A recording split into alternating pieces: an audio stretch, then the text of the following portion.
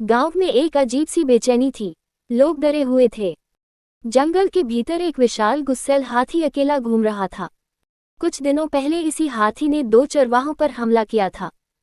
गांव के बुजुर्गों ने इसे बुरा संकेत माना।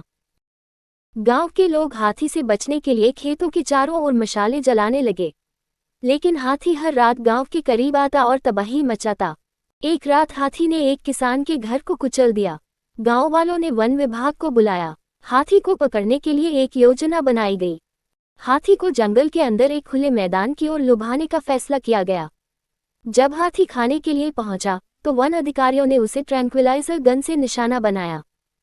पहला डांट लगने के बाद हाथी और ज्यादा गुस्से में आ गया। दूसरा डांट लगते ही हाथी धीरे धीरे कमजोर पड़ने लगा।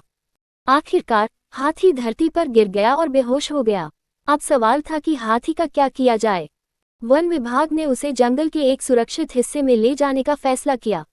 गांव वालों ने राहत की सांस ली, लेकिन वे इस घटना को हमेशा याद रखेंगे। इसके बाद गांव वालों ने जंगलों की रक्षा करने की शपथ ली। जंगल फिर से शांत हो गया और गांव में भी शांति लौट आई। गांव का लड़का जो जंगल से जुड़ा था। वीर नाम का एक गांव का लड़का जंगल को अपना घर मानता था और जंगली जानवरों का दोस्त बन चुका था।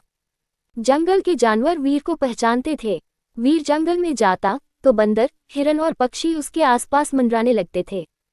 वीर की जंगल में रहस्यमयी मुलाकात।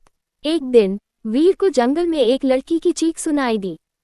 वीर ने देखा कि एक खूबसूरत लड़की सिया एक भेड़िए के सामने डरी खड़ी थी। वीर और सिया की पहली बातचीत। वीर ने सिया से कहा, अब तुम सुरक्षित हो, और सिया उसे आश्चर्य से देखती रही। जंगल में खतरनाक मुठभेड़। भेड़िए वापस आ गए, लेकिन वीर ने सीटी बजाकर अपने जानवर दोस्तों को बुलाया। सिया वीर से प्रभावित होती है। सिया ने वीर से पूछा, तुमने इन्हें कैसे सिखाया? और वीर मुस्कुरा दिया। वीर और सिया की नजदीकियां बढ़ने लगी। सिया जंगल में वीर से मिलने आती और दोनों की दोस्ती गहरी होती गई।